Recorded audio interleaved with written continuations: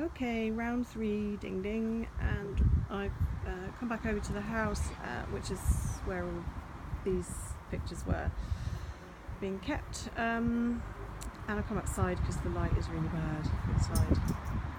So these are my St Ives images over both courses, because I think there is kind of a continuity between them, and as you can see, completely different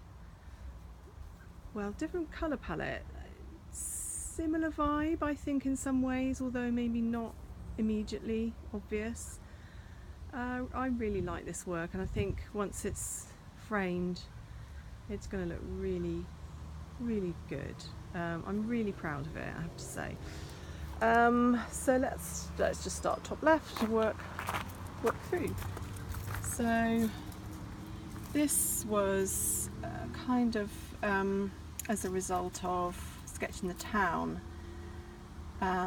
So I say it's hard if you've never been to St Ives, but obviously the purpose of the painting is to give you that kind of essence without actually having been there. And I don't know if you can see some of the details. There's kind of rooftops, lots and lots of higgledy-piggledy cobbled streets, rooftops, lots of different angles.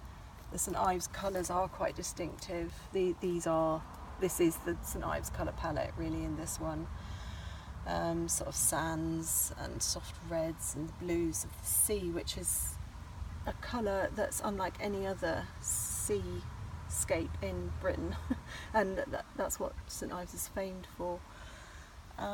So there's kind of lots of little details, and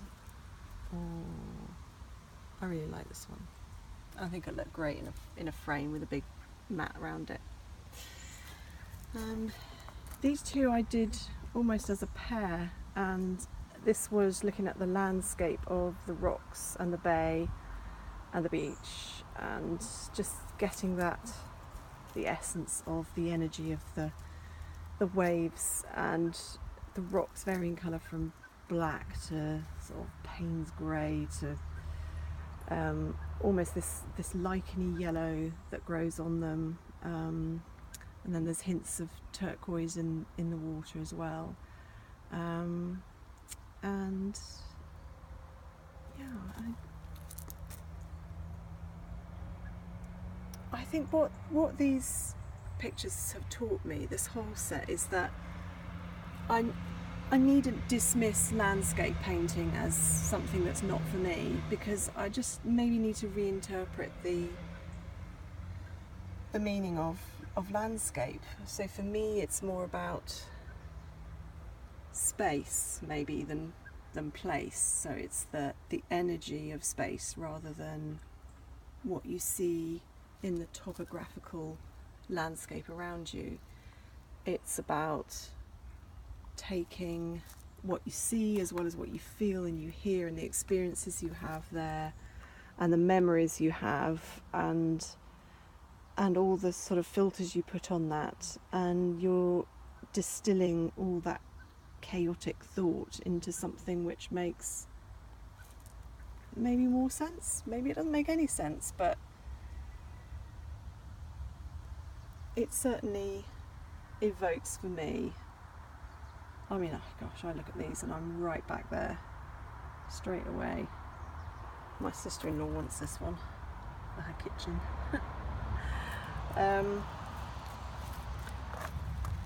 I would love to take you to St Ives one day. Promise me you'll come. We'll get a little studio somewhere and paint for a couple of weeks. This one was really hard work. I got stuck with this one, but actually I'm not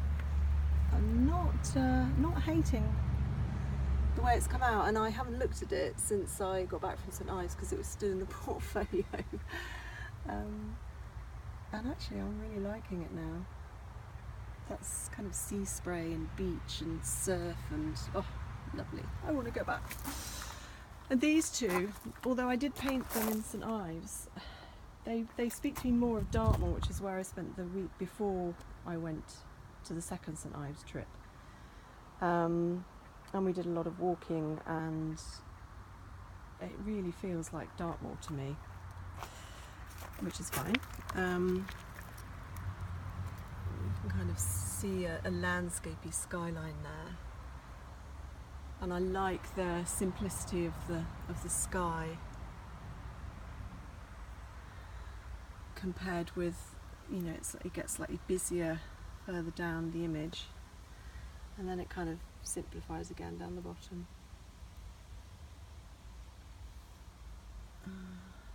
Yeah, I think these two will look great in an enormous frame, or two enormous frames. One of the things about Dartmoor is the big granite tors, and this just looks like granite to me, and the sort of fissures in the rocks, and that tells me about memory and aging and experience and lineage, and, you know, how many lives have we had before, and the way we bring our wisdom from lifetime to lifetime. Delicious. So I hope you like these, and I'll see you again in a minute.